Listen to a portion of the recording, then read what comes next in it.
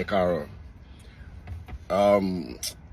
Àpò kan ń wo fídíò kan láàárọ̀ yìí pẹ̀lú nìbàdàn báwọn ọlọ́pàá bọ́n ṣe kú wá láti Ilorin tán fẹ́ lọ àrẹ́sì ọ̀bọ Tani Ọlọ́run, ọ̀bọ tó ń ṣe ìṣẹ̀ṣe yẹn tó ń sọ̀rọ̀ ara ẹ̀. Everybody talks in Nigeria because the system has failed. Tí system ò bá fail ni àwọn èèyàn tó ń sọ̀rọ̀ lórí social media wọn ni máa sọ̀rọ̀. Kan tó fẹ́ ká kọ́ mọ̀ nìyẹn. Gbogbo àwọn táwọn sọ̀rọ̀ lórí social media yìí tí gọ́ọ̀mẹ̀ntì bá ń ṣe nǹkan tó yẹ kán ṣe normally ni máa sọ anything because ibi tá a wà yìí ń sìn tí nǹkan bá ṣe nǹkan tí ò dáa o lè rí anybody lórí social media because gọ́ọ̀mẹ̀ntì máa take action immediately. Wọn ò fẹ́ mọ bẹ́ẹ̀ nìyẹn ṣe jẹ́ but Nigeria ní Africa generally our system don't work. Ìjọba wa wọn ò fi bẹ́ẹ̀ care fún gbogbo àwọn kankan tí ò bá ti kàn wọ́n personally. So ló jẹ́ káwọn èèyàn máa take law to their hands, ló jẹ́ káwọn èèyàn máa sọ̀rọ̀ tó máa búyàn lórí social media tó máa ṣépè tó máa ṣe gbogbo yẹn. Tí nǹkan bá normal táwọn èèyàn bá ń ṣe normal, tí security operatives tó máa ṣe nǹkan tó yẹ kán ṣe normally kò sí èèyàn tó máa sọ̀rọ̀. You understand? Àwọn Muslim why ti jẹ́ pé a máa fi ọ̀rọ̀ religion a máa fi disturb ìgbésí ayé ara wa ní Nàìjíríà. You understand? That's very very bad. Àwọn ọlọ́pàá kóra wọn láti Ìlọrin wọ́n wá arrest èèyàn kan, wọ́n wọṣọ police, wọ́n gbé mọ́tò police, kò sí plate number ní mọ́tò tán gbé, wọ́n kàn lọ báyàn kan lé, wọ́n dẹ̀ lọ kì í mọ́lẹ̀, wọ́n dẹ̀ bẹ̀ sí ná, wọ́n dẹ̀ ni wọ́n fẹ́ gbé lọ sí Ìlọrin. You understand? I don't know, mo sure pé wọ́n pass through police tó wà lọ́yọ̀ state gan, wọ́n kàn, which is the normal thing that they supposed to do. Wọ́n kàn ṣe nǹkan tó wù wọ́n lásán. I mean, this system is very very bad. Àwọn ọlọ́pàá ti bẹ́ẹ̀ wọ́n kidnap àwọn èèyàn ní Ìlọrin bẹ̀ yẹn, àwọn ọlọ́pàá yẹn wọ́n wọnú igbó tí àwọn kidnapper yẹn kan lọ arrest wọn, but an individual, harmless individual tó kàn sọ̀rọ̀ normally lásán ẹ kóra yín lọ ẹ dìbí kidnapper, kò sí ọ̀n tó wọ aṣọ ọlọ́pàá kan lára yín ẹ dẹ̀ fẹ́ lọ ẹ̀dẹ̀ lọ cause problem bẹ̀ yẹn. I don't know, ibi tẹ́ bá bá country yẹn dé, there's gonna be a problem one day. Tí ẹ̀yin ọlọ́pàá olórí burúkú tó ń lò yín, especially commissioner of police Ìlọrin olórí burúkú wá ta ni commissioner of police Ìlọrin yẹn, táwọn èèyàn bá kúrò jurisdiction ẹ̀ tọkàn lọ ṣe illegal job tó bá yẹ pé legal, bá yẹ pé ẹ̀yin náà lẹ́rán wọn lóòótọ́ olórí burúkú ni commissioner of police àti gbogbo àwọn ọlọ́pàá tẹ́ ń fi Nigeria police ja ìjà ẹ̀sìn.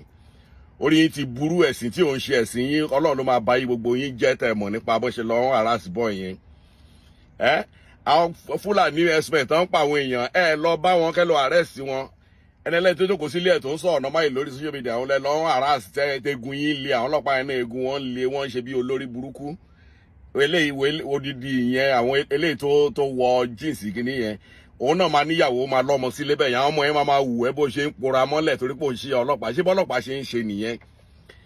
Tó bá ń pè yín ní kidnapper, tó ń pè yín ní killer àbí tó ń pè yín ní anything, ó wọ̀ ọ̀tẹ̀ now because how can you just go to somebody's place without police uniform, without police van, without anything? They can dress with bandits.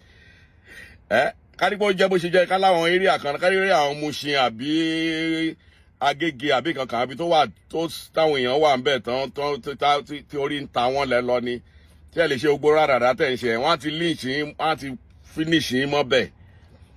You know, this is very unfair in Nigeria. We need to do better, man. Ẹ understand, gbogbo orí burúkú tẹ́ ń bá kiri ẹ̀ torí ẹ̀sìn, àwọn kan alákòrò àwọn jọ láwọn Muslim, àdàmà láwọn ọlọ́pàá kan tó ń lò tá máa fi harass àwọn èèyàn kiri, tá máa fi ṣe illegal arrest, tá máa fi harass àwọn èèyàn kiri, and we have government, wọ́n dẹ̀ dúró, wọ́n dẹ̀ ṣògbó ẹ̀. Ṣé Ìlọrin jẹ́ gẹ́gẹ́ bí ṣé religion ló ń control Ìlọrin ni?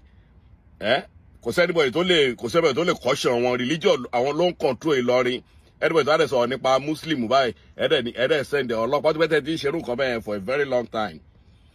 And you continue till this time tójú lajú tí ìlú ṣe lajú dé, àwọn bí wọ́n ti ń practice tó yẹ pé àwọn ló lẹ̀sìn gan, wọ́n ń fi religion sínú governance wọn, kò sí ọ̀n tó kan jù religion is separate, governance is separate. But Nàìjíríà gbogbo nǹkan wá tá ti ń ṣe làwọn kí religion tí ò ń ṣe religion wa tá ń kì í sí tá máa fi sí gbogbo ẹ̀. Ó bọ́ lọ́wọ́ yín ní Ìlọrin yẹn, ìyẹn olórí burúkú ọlọ́pàá tẹ wá síbẹ̀ yẹn àti commissioner of police àti gbogbo àwọn tó lọ́wọ́ sí bó ṣe lọ́wọ́ harass bọ̀bọ́ yẹn. Ayé yìí ò ní da o, olórí burúkú ni gbogbo yín pátá. Ìṣàlẹ̀ àwọn ọlọ́pàá olórí burúkú tó ń dìbì bandit ẹ̀ ṣe ó yẹ kán pa gbogbo yín síbẹ̀ ní ṣoríire.